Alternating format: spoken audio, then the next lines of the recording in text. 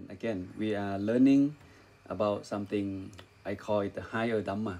Okay, I want you to understand, okay, what it means by meditation in the eyes of the Buddha. What did the Buddha teach, and what mentioned in the Buddhist text. Okay, and yesterday we touched on both concepts between samatha and vipassana. Okay, on this side vipassana it's called the higher Dhamma. Okay, on this side. To understand this, we need to have tools, and that tool will lead us to the right understanding, and that right understanding will take us to something called liberation. Okay, free ourselves from suffering. And to summarize, why we practice samatha? To calm the mind down, one point mind. There are 40 techniques mentioned in the text that we learned yesterday. And why the mind can be calm? Because something called the 5 hindrance has been removed. Once it has been removed completely, the mind moves to the next step, which is completely still, completely calm. Okay, this is the outcome. The ultimate aim of samatha is to still the mind, and beyond that point, the mind enters something called the jhana state, which has 8 levels. We will not go to that in this session. Basically, the jhana is the state of mind being, super still, okay, with one particular meditation object that you choose, or meditation device. Let's say breathing, walking, reflecting on the Buddha, the Dhamma, the Sangha. Okay, and that's the final destination that samatha can take us to the calmness of the mind, completely calm. And with that calmness of the mind, okay, you have ability to access to something called super knowledge. Okay, higher knowledge, which we will get to that in a moment. But for vipassana, the purpose of vipassana is to acquire the right wisdom, or sometimes we use the word right understanding. Why we practice vipassana? We need to have the right knowledge, the right understanding of what? Of this, 5 of this. The true nature of things. All of this is about us, about 5 aggregates, about life, about suffering, about the cause of suffering, about how to end suffering. This is called, the higher Dhamma. This is the wisdom that we are looking for to understand this. Okay, not intellectually, but truly see it, truly understand it. Okay, through our meditation, and this is called vipassana. And once we have removed ignorance, okay, understanding and ignorance stand opposite side. The reason we don't understand because we have ignorance. We don't know that we don't know. Okay, there's a lot of things about our life that we don't know, and that is called ignorance. The Buddha gave us the definition of ignorance. This is the one that he answered the question to the monk. What exactly the Buddha means by ignorance? He said, Bhikkhu, monk, if you don't know anything about suffering, you know nothing about origin of suffering, you know nothing about cessation of suffering, and you have no idea, okay, of the way that lead to the cessation of suffering. This is called ignorance. Basically, ignorance is the lack of knowledge of 4 Noble Truths, or in the bigger version, it's called dependent origination. Okay, start from ignorance, okay, all the way to birth, aging, and death. 12 factors that link together the cause and effect of suffering. So this is ignorance. And to remove this ignorance, you need to have the right wisdom and right understanding about everything in the yellow color that we just mentioned. This one. With right understanding, when ignorance has been removed, okay, you are liberated. You have access to the 16th level of knowledge, which is called jhana.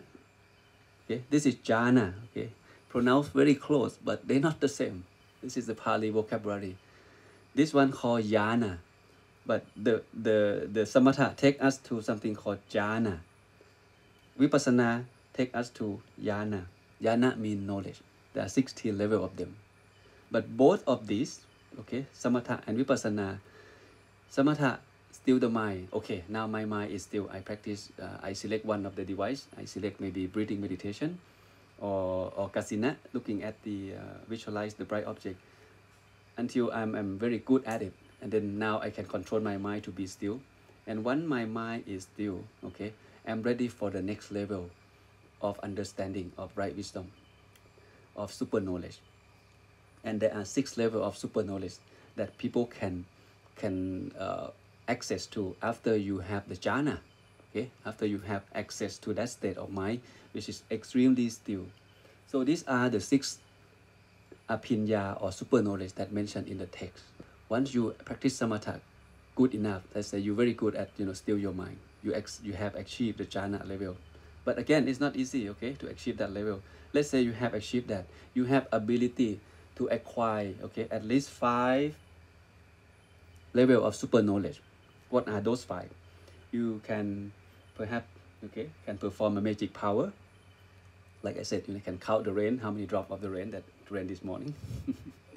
You can have divine eye, you can hear things from far away. Someone may gossip at you, like, in Bangkok, but And penetration of the mind, let's say, you can read someone's mind.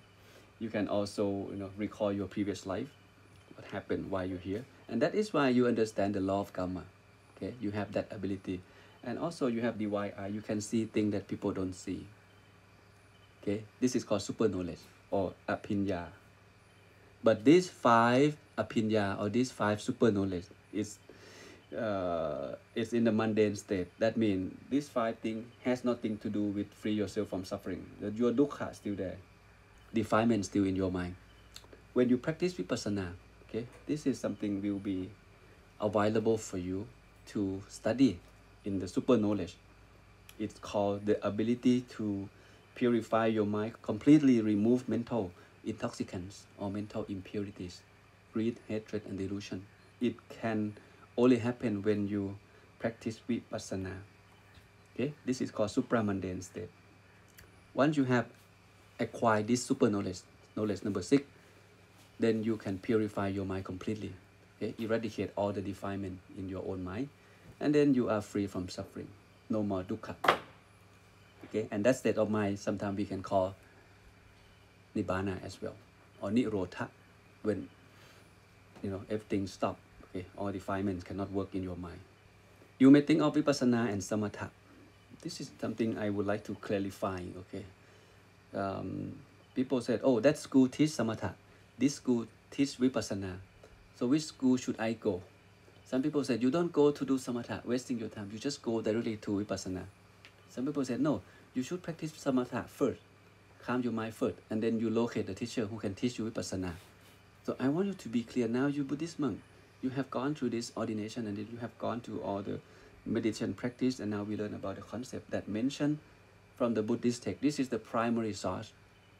Whoever wants to know about Buddhist meditation, they must start from the Buddhist text, especially, okay, for those who are serious meditators. Okay, I think it's a must study. Okay, from Satipatthana Sutra. Okay, Majjhima Nikaya, okay, 118. Go from there. This is how the Buddha teach us how to cultivate mindfulness, body, feeling, mind, and mind object. Very detailed. And the second one is called Mahasatipatthana Sutta. This Mahasatipatthana Sutta is longer version. Okay, it's in the Tikha Nikaya. It's longer version, but the core teaching is the same. Just add on something else. Keep that in mind. If you want to know meditation, you want to know how Buddha teach meditation, how Buddha teach us to be mindful, okay, I think it's the must read for all of us. For those who are serious meditators, for those who want to teach someone else how to meditate, you must go from here. I always ask myself, what exactly is vipassana and how do we practice vipassana? In the Buddhist text, that is unclear. It is clear of how to practice samatha. Okay, this 40 technique explained clearly in Visuddhimagga of how to do it. Kasina, okay, like red kasina, how to practice red kasina, step 1, step 2, step 3, precisely of how to practice. But when it comes to vipassana, it's unclear of how to do it. So I challenge you to go back and study the Buddhist text yourself and find me the practical way of practicing vipassana. And if you find it, please share with me. Okay, step 1, Luang Pi, do this. Step 2, sit cross-legged. Step 3, close your eye. Step 4, take a deep breath. Please share with me, because I cannot find it. Luang Phor Thanajayo, okay, my teacher explained that vipassana and samatha is just like one coin with two sides. It cannot be separate. It must go together, and it support each other all the way through until you enlightenment. It support each other. Vipassana on one side, samatha on the other side. It support each other. Cannot be separate. So I don't think no need to find fault or to criticize each other. Oh, you teach samatha. Oh, you teach vipassana. Pointless. Waste your time. You just sit. I think the most important at the moment, you ask yourself, can you still your mind yet? If your mind still cannot be still, then start doing something first to still your mind, and then worry about vipassana later. Okay, but the teacher said cannot be separate. It stay together. Because samatha or concentration, okay, sometimes we use the word stillness. The mind has to be still. Once the mind still, then you can study. Let's say you in the car drive very fast. You cannot study what on the side, the tree, the animal, the mountain. It's moving so fast. Unless you stop the car, you get off, you take a look. Okay, what kind of flower, what kind of trees? You think of the bird. If someone want to study the bird, it fly in the sky. You have no idea what kind of bird. You know it's a bird. If you want to study the bird, you have to capture it, put in the cage. This is stillness. You still the bird in the cage, and then you take a look. Oh, what kind of bird? What color? What kind of characteristic that this bird has? What size? Now you can see because it's in the cage, it's still. And this is vipassana. Vipassana is to acquire understanding of the bird. But if the bird still moving, vipassana cannot happening. So you must capture the bird by using samatha. Okay, and then the bird stay in the cage. Okay, you study. Now you know more about that particular bird or that particular subject that you want to study. Same thing in the Trisikha. This concept the Buddha give us, okay, to develop ourselves, to purify ourselves, and eventually we achieve nibbana one day. Tri mean three, okay. Sikha mean education. Three kind of education that laid down by the Buddha himself. The first is sila. The second is samadhi or meditation. And the third is wisdom. So these three things also cannot be separate. It support each other. Once you observe precept, you have good meditation. Once you have good meditation, you access to the right wisdom. Once you have the right wisdom, you understand how important to observe precept. You want to observe precept in the higher level. There is a higher precept, higher meditation, and higher wisdom. Okay, intensifying more and more and more and more and more until you have ability to purify your mental impurity. You have more refined of mental state, deeper and deeper and deeper and deeper, not just one level. This is very deep, okay, in the teaching of the Buddha. We may have a chance to study in depth about Dhammacakkappavattana Sutta, okay, when we talk about the Four Noble Truths, okay, on that subject. But here I just want to bring it up front to give you the framework, okay, how vipassana works and how someone can achieve enlightenment that taught by the Buddha himself for the first time when he teach the first five students, okay, Panchavakkhya. This is enlightenment. The Buddha discovered something called the middle way. Majjhima Pratipada. What is the middle way? Back then, people practice two things. The most common that widely practiced to liberate oneself. Okay, the first thing they call self-mortification. This one. Self-mortification. You torture yourself. And then, eventually maybe some super power being will give you sympathy and help you to liberate your mind. And the second way that people practice is sense pleasure. So allow yourself to enjoy in sense pleasure. You have one life to live, enjoy it. Okay? Drink, woman, dance, eat, sleep. Go ahead, enjoy it.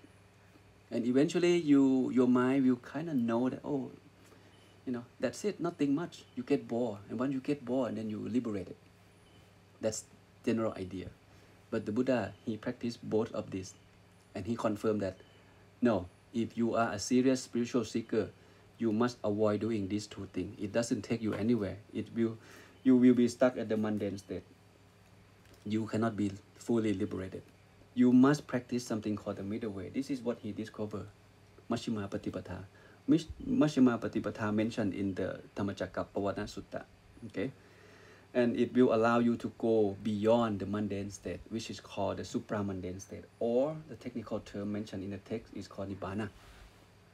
Okay? So if you still follow those two practices, it takes you nowhere. And this is something new in the spiritual market 2,500 years ago when the Buddha first enlightenment. So he got a lot of criticism. Just like nowadays, if you discover something, you teach something new, people will criticize you.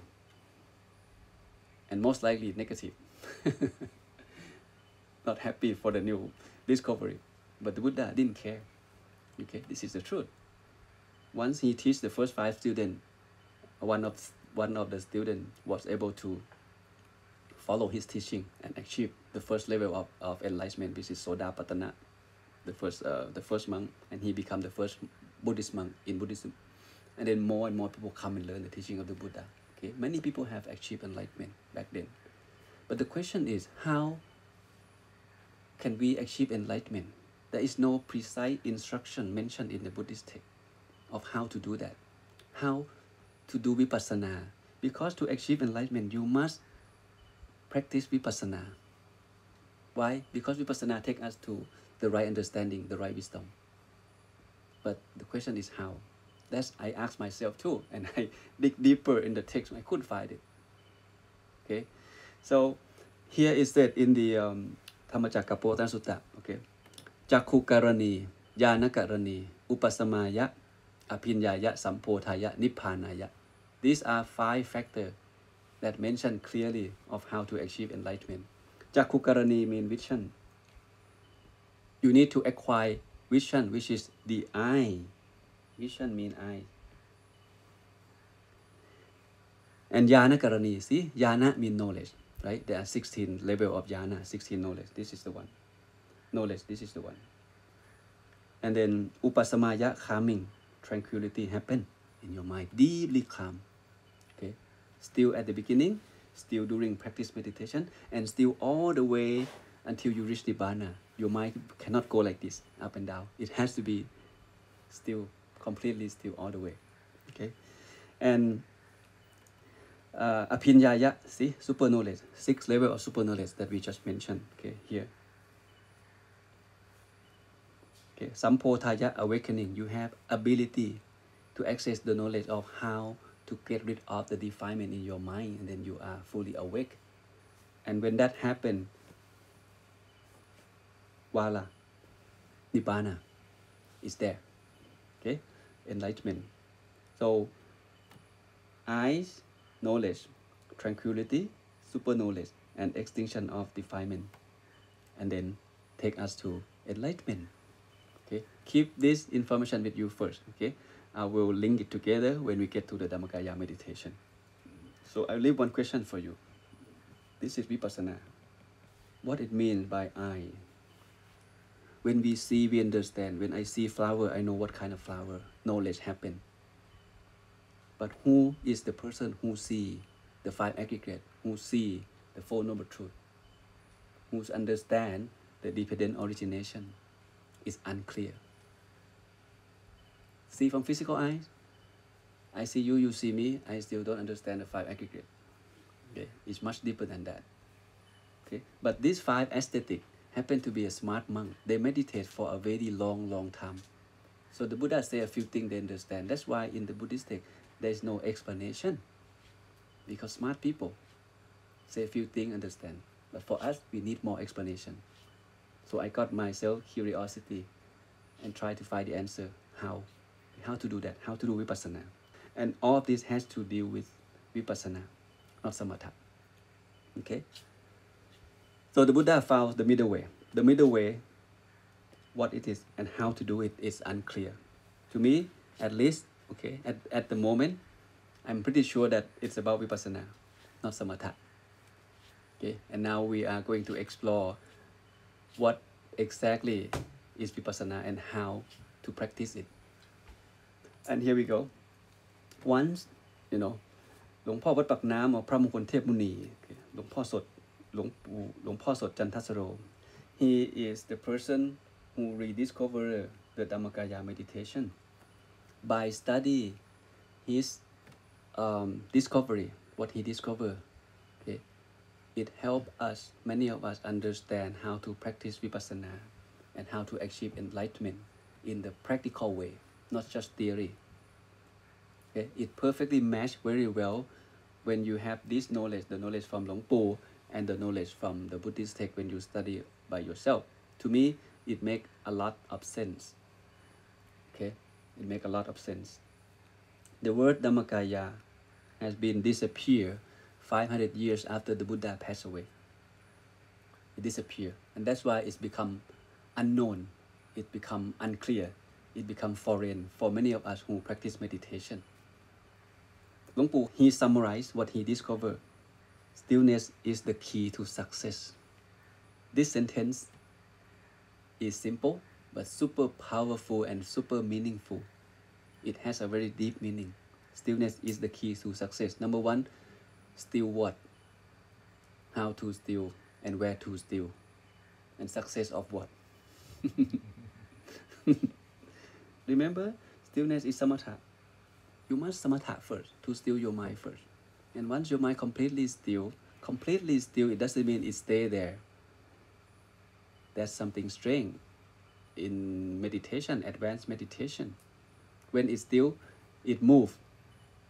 It moves inwardly. It moves deeper in that stillness. It doesn't mean stay there. But I want to start off with this. Luang Phor himself, when he first ordained, he wants to ordain for life. When he got a chance to ordain, let's say he ordained today. Next day morning, he start do what monks supposed to be doing. He want to be the best monk. He don't want to be just an okay monk or a good monk. He want to be the best. Best mean what? In the eye of the Buddha, what kind of monk that the Buddha want us to be? He want to be that person. So he start practice the chanting. He don't know Pali, but he learn. What kind of chanting? Yoso, Pakawa, Arahang, Samma, what does it mean? He wants to know everything. He practiced the chanting. He memorized the Patimokkha by heart, 227, in one rain retreat. And he start study Buddhist scripture by himself. But he didn't understand. He need to have Pali knowledge. And later on, he find himself the way to go to Bangkok and learn Pali.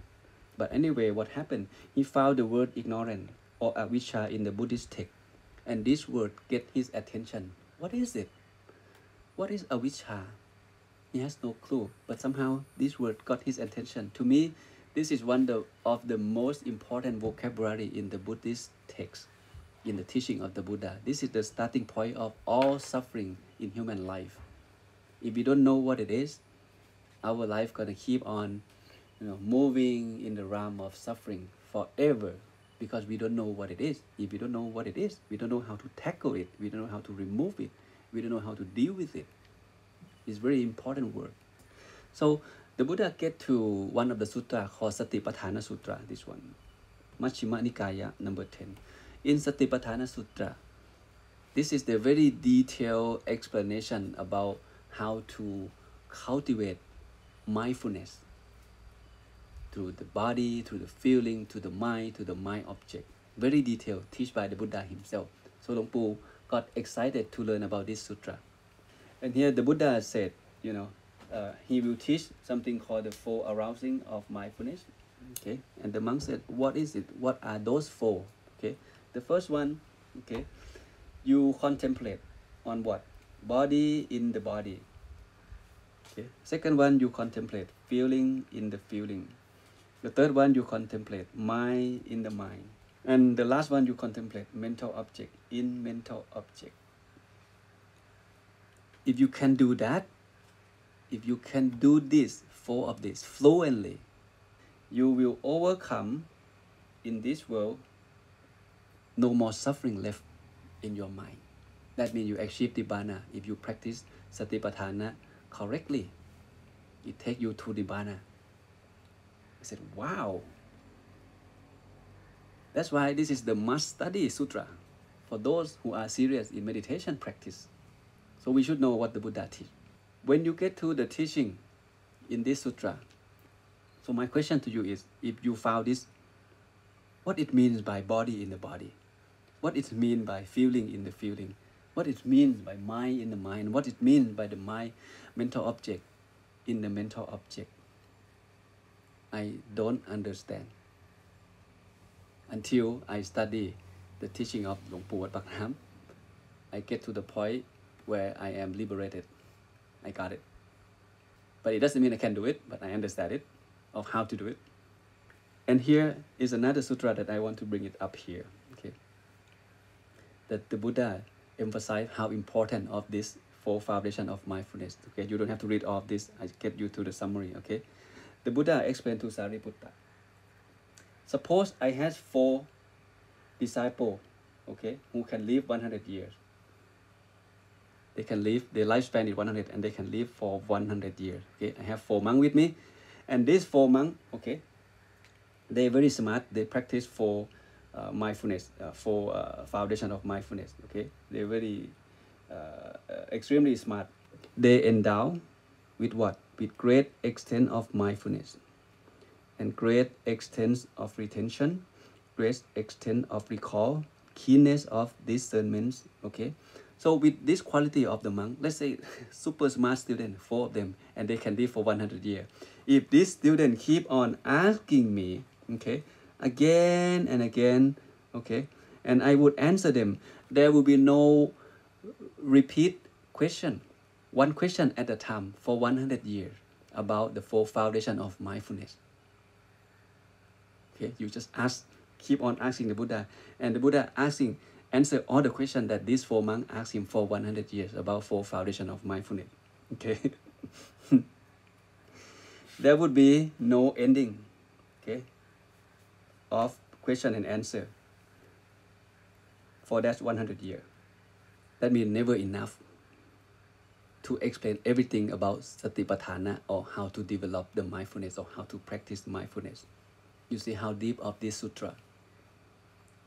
This is exactly that the Buddha tried to teach vipassana, from my understanding.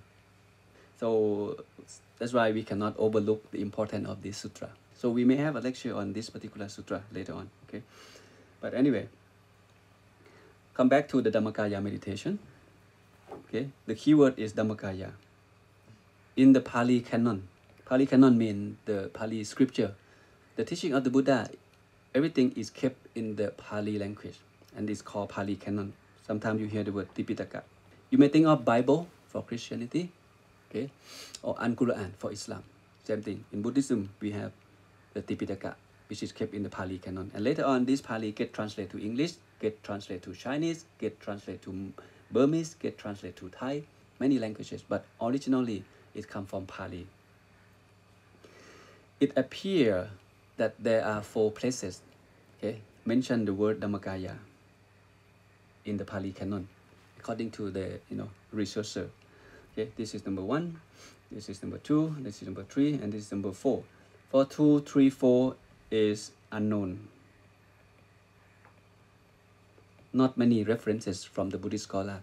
The first one is very most cited, okay, most referenced by using this sutra, Akanya Sutra. Okay, Akanya Sutra.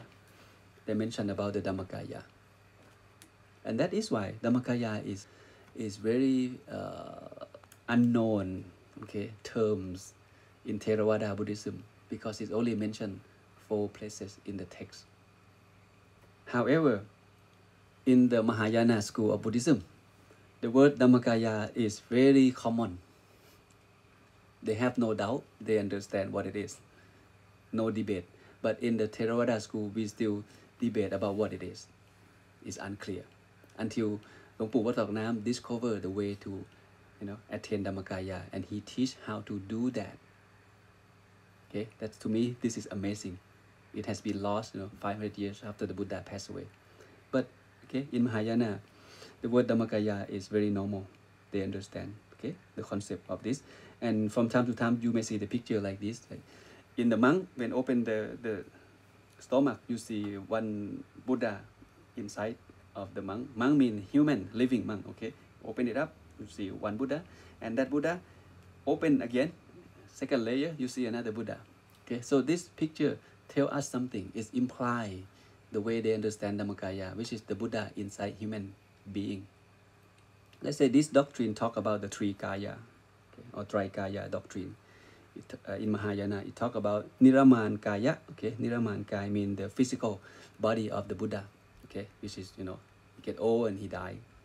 And the second body is called Sampo Kaya, which is the divine body we cannot see from the physical eye, but the Buddha exists somewhere.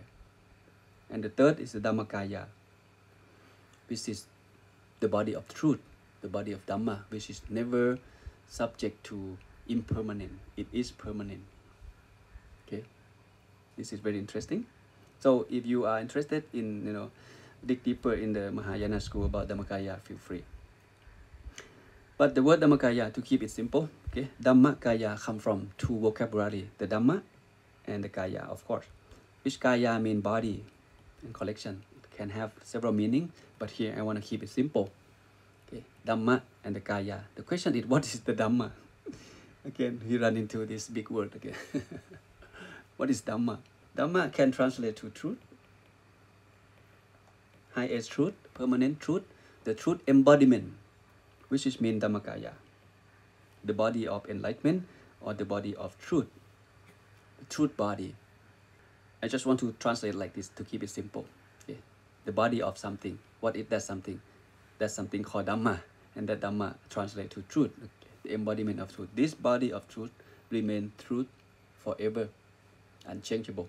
And this is the sutra that I mentioned, Akanya Sutra, in the Pali.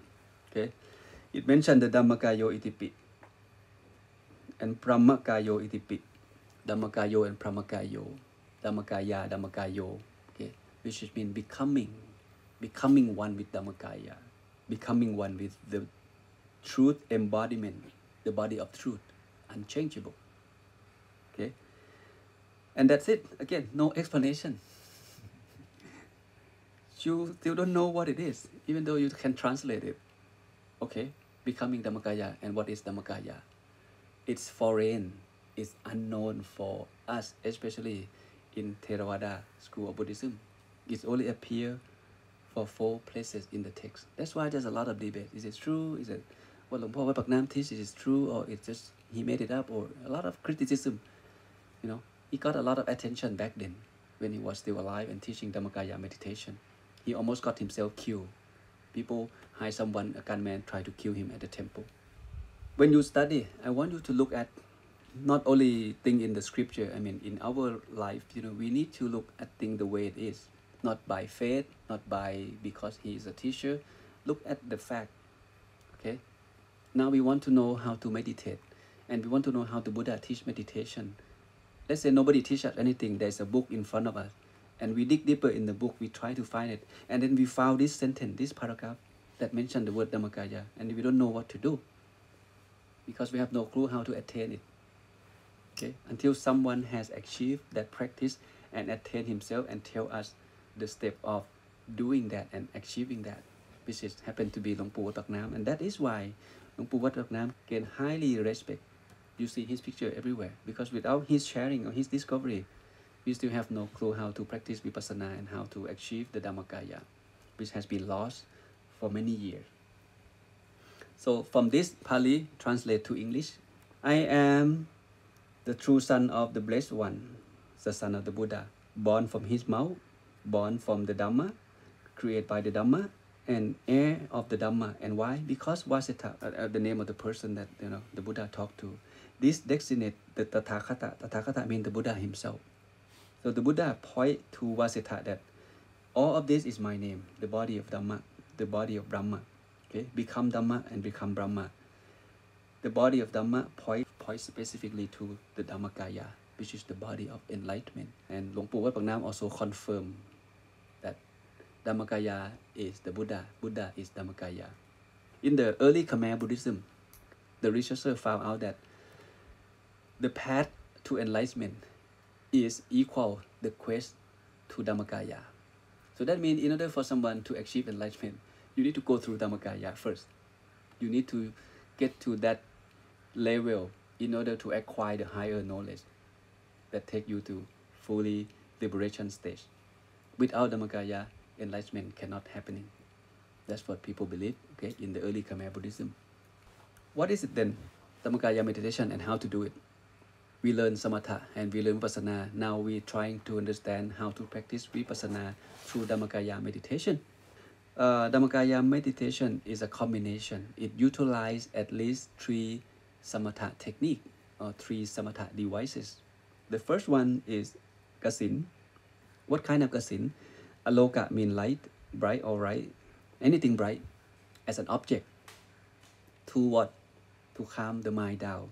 Please keep in mind these 3 things is samatha that we have learned, 40 of them. Visualizing the bright sphere of object. Okay. The second one is using the mantra Samma Arahang. This is fall into the group of recollection of the Buddha virtue, right? Puttanusati. And the third one is mindfulness of breathing, Anapanasati. So 3 of these, utilize 3 of these devices to calm the mind down. And a lot of people realize that this is the most flexible and the most effective way to still the mind. You can use 1 of these, you can use 2 of these, you can use all 3 of them at the same time. Up to you. The other thing is not just this. One new information have add on here in this slide, which is the center of the body. In order to achieve Dhammakaya meditation, okay, you practice samatha, and that samatha will take you to the stillness of the mind at the center of the body. So student must have the knowledge of the center of the body, what it is and where they are. And Luang Phor Sodh teach clearly, okay, where is the mind located, okay, and how can we find it. Number 7. This is 7 base of the mind. This is how the mind travel in and out through our breath. And when we born, we come this way as well. When we die, we go out this way as well. Interesting, right? And this, because vipassana, you know. Why you know? Because you see. And how can you see? Of course, not from your physical eye for sure. You see through the eyes of Dhammakaya. What is Samma Arahang mean? Do you have to use this word, or can you use something else? Close your eyes, you visualize the bright object. Can be the crystal ball, can be the diamond Buddha, can be the Chinese star, can be the moon, can be the sun. In fact, can be anything that calm your mind down. But don't think of Mercedes-Benz or iPhone, and those items cannot calm your mind down.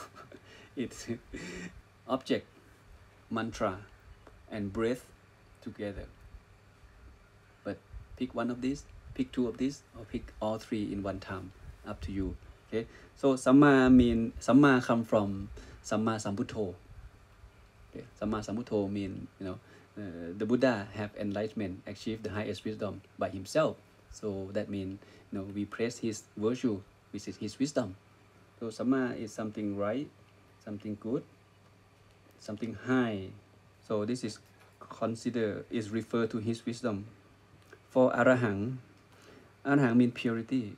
Or when we say Samma Arahang, we actually recall the Buddha wisdom and the Buddha purity into our mind every time we say it. This is called Puttanusati. You reflect or you recollect on the Buddha virtue, wisdom and purity come to my mind. But for foreigner, for those of you non-Buddhist, you don't understand Pali, you can apply. You can say something else like clear and bright, while you visualizing the bright object. Because these 2 jobs keep your mind, more jobs to do, keep your mind occupied with the object, with the mantra. So the mind have no time to think of something else when you meditate. You use both. Once you have tried or practice and you notice that, once I think of the crystal ball or the moon, to me it's perfectly, okay to stay with the object that I visualize, and I can calm my mind. I don't need mantra, I don't need breathing. Perfectly okay. But you have to understand the principle, right? Why you practice samatha? Practice samatha is to still the mind. Dhammakaya meditation utilize 3 of these samatha devices. But do you have to use all of these? Not really. Before we get to the detail of the 18 body, I want you to get familiar with the term first. Okay, this is the very important terms for those of you who are new to the teaching of the Buddha. The text mentioned the 4 stages of enlightenment. The first stage of enlightenment is called stream enterer in English, but the Pali term is called Sodapatana, Sodapatana. Okay. And the second stage of enlightenment is called once returner or Sakatakami, Sakatakami person. Okay, this is the second vocabulary. And the third vocabulary is non-returner or Anakami, Anakami person. Okay, and the last one, the last kind of person or the last stage of enlightenment is called Arahant. Okay, so these 4 group of people have achieved different level of enlightenment, have achieved different level of removing the defilement in his mind. Okay, we call Sangyojana in Pali, which is feather in English. Okay, called Sangyod or Sangyojana. For Sodapatana, people who meditate and achieve this level, they are able to remove 3 things from their mind, okay, completely. The first one is the wrong view, Sakaya Titti. Wrong view of what? Wrong view of clinging on compound thing like 5 aggregate. We don't have that ability yet. We cling on a lot of things we love, things we don't love, and we suffer. The second thing that they can remove is attachment to the wrong religious practice that hope to free themselves from suffering, like torture oneself or allow oneself to overindulge in sensual pleasure. They will not do. And the third one is doubt. Doubt about what? About the Dhamma practice, about the teaching of the Buddha. These 3 things they will not have. That's called Sodapatana person. And the second, okay, level, okay. Once they purify their mind more and more, they go deeper and deeper, they achieve the second stage, which is called Sakatakami. In this level, they are able to decrease, not remove. Decrease what? Decrease sense, desire, sensual pleasure, and ill will decrease. For Sodapatana, they can get mad. They're still human being. They get mad, okay, but they will never ever break precept. Many people achieve Sodapatana, they still have family, have kids, live good life. But for the second level, okay, they will have less attachment, less sensual desire, less ill will. Okay, think of harming someone else less. For the third level, this will be completely gone. Sense desire and ill will. Have no interest in sense pleasure. Their mind will not be shaken by, what they see, what they hear, what they smell, what they taste, what they touch. Will not be shaken. And for the last stage, Arahant, okay, they not only remove all of this, they remove another 5 higher feather or Sangyojana in Pali. The attachment to the meditative absorption of the jhana, rupa jhana and arupa jhana. So they will not attach to the jhana, because when you arrive at the jhana state, it's so blissful, it's so joyful. You can do a lot of things that you cannot do, that many people cannot do. You have super power of doing things. You have magical power of doing things. Okay, but Arahant people, they're not addicted, they're not attached to that power. They move on, they get rid of it. They will have no conceit, they will not think that they're better than other people, better than them, there's no such thing. No restlessness, their mind is so joy and always wakeful, awake. Never, sleepiness or restlessness, and always happy, always cheerful. And they remove all ignorance. They understand the nature of things the way they are through vipassana practice. They can understand the Four Noble Truths. They understand the dependent origination. Okay, and here we go. Luang Pu Wat Pak Nam explained clearly about how to practice vipassana. This is what he discovered. He discovered something called 18 body. This is the physical body. Most of us, okay, human eye, he said, human eyes always remain closed. We don't know who we are. We don't know why we exist. We don't know anything about our own self, our own life. But he said, we don't have not just an outer life. We have something called inner life in us. And this thing called 18 body. Start from 8 body number 1, which is us. This is one. And the second one, the third one, until the most refined form of life, this is called Dhammakaya. Okay, the refined Dhammakaya. Luang Pu said, in order for someone to practice vipassana, okay, vipassana start where? Start here. Vipassana start here. When you achieve the first body of Dhammakaya, Dhammakaya has 10 body. When you achieve the first body, this is called Dhammakaya Khotrapu. This is the technical term. It's called Dhammakaya Khotrapu. Okay, that's the name. If you don't get to this level, you cannot practice vipassana. You just can't. You only think from your human brain. Because vipassana means what? Vi means seeing things in different way, in special way. To see things in different way, you need different eye to see. And that eye is belong to the eyes of your inner life, which is Dhammakaya eyes. So start from here, vipassana can take place. But below this is only samatha. You can still your mind. You can have some super knowledge, super power to do things.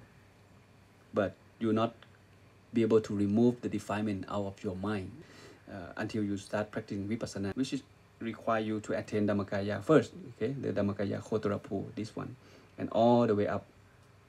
So what are those 5? What are these 18 body? Let's take a look. The human body, okay, this one, human body. But inside myself, there is another body called refined body. Okay, it looks just like me, look just like you, but it's more refined. It look young, it look more handsome, never get old. Okay, and this is the body that go out when we have dreams. When we dream, this is the one, the refined body go out and see things and come back and tell the physical body, hey, I see that, I see this. Okay, interesting, right? And the second body is celestial body, okay? The crude one and the refined one. The third is Brahma body, the crude one and the refined one. Okay, and if as you go deeper, you can see the formless Brahman body, the crude and the refined one. And once you go beyond this point, okay, you start seeing something called non-compound element. So the first 4 is compound. Compound means it's subject to change, it's impermanent, and it's suffering. But non-compound, all of this is opposite. It's permanent. It will not change. Okay, and it's happy, not suffer. The first is Dhammakaya Khotrapu. The second name is Dhammakaya Sodapatana. See, this is the one, Sodapatana. Anakami, Sakatakami, Anakami, and Arahant. That's why I mentioned the name first. If you go deeper, okay, you have access to Sakatakami body, Dhammakaya Sakatakami, and Dhammakaya Anakami. And the last and the most refined body is Dhammakaya Arahant. 18 body. This is number 18. So 9 level, right? So 9 level. Each level has two body. The crude one and the refined one. All together is 18 body. At this point, I want you to understand that vipassana start from here. Start from Dhammakaya Khotrapu. If you cannot access to this level, we cannot practice vipassana. According to Luang Pu teaching, how can you see things differently if you still see from your own eyes, physical eyes? Okay? To understand the Four Noble Truths and to understand the dependent origination, okay, that's the higher Dhamma. You need a divine eye to see, and that seeing allow you to understand something differently, okay, from what you have understood. And this is another one. You may have heard about the three laws of common characteristic, or the Trilakkhana. Okay, three common characteristics of all things. But to be precise, these three common characteristics can only apply to the compound thing. What it mean by compound? Compound is sankhara.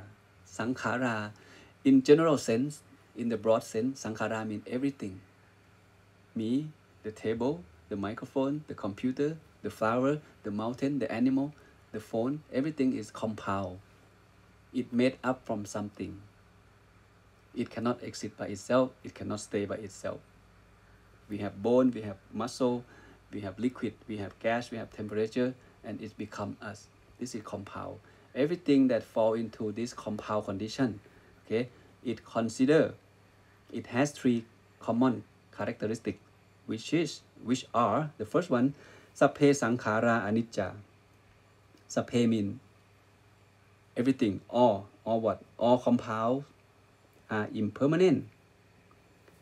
Anicca mean impermanent. Impermanent mean what? Changeable. It continues to change. Sapphe sankhara tukkha.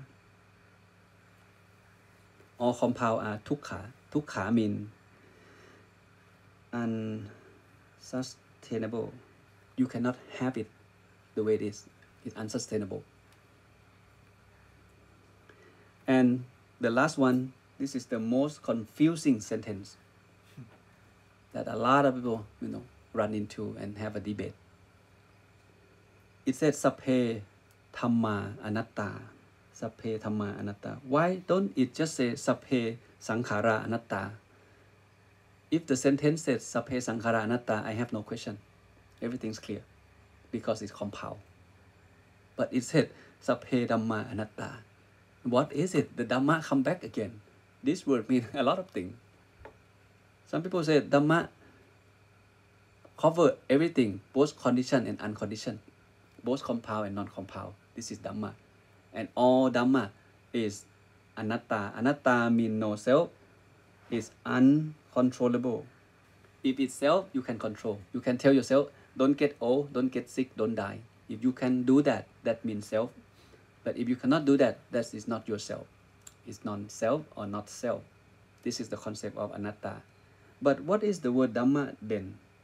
Very confusing. But I don't want to get into that, argument. I will stick with the text. The Dhammapada, or the commentary, use the word Dhamma to substitute the word Sankhara, number 227. So once we substitute the Dhamma with the Sankhara, and everything makes sense. Because everything that consider compound thing will fall into this characteristic, which is aniccang, it's impermanent, which is tukkhang, unsustainable, and the compound thing is anatta. It's not self, it's uncontrollable. So here the point is to understand that everything is changeable, everything is unsustainable, and everything is uncontrollable. You need to practice vipassana. Vipassana has two levels. Okay, the first level is called the mundane level, and the second level is supramundane. This is the mundane level. The mundane level allows us to understand the five aggregates of this compound thing, of this body. Five aggregate of human body, five aggregate of celestial body, five aggregate of Brahman body, five aggregate of formless Brahman body. We understand by utilize the vipassana to understand the condition of compound thing. Vipassana to understand the condition of non-compound thing, including, this on unto nibbana. Understand by practice vipassana, two level, and that is why the Dhammakaya meditation allowing us, to achieve the highest stage of the development of human mind, which is to purify one mind completely from all defilement by utilize both samatha and vipassana. This samatha right? You can apply, okay, one of these, two of these, or three of these, plus the center of the body. With this knowledge, it allowing us to understand how to practice vipassana. We need to get to the first body of Dhammakaya first, which is Dhammakaya Khotapu. And from that moment on, you have ability to see things in a special way, to see things in different way, to have the different understanding and different wisdom, deeper and deeper and deeper. Your mind, your body, your speech will be purer, purer, purer until you reach the purest state, which is the last body, the Dhammakaya Arahant, the refined form of the Dhammakaya. Okay, I think with that, that's what I want to share with you tonight about the Dhammakaya meditation and the vipassana. Have a good night.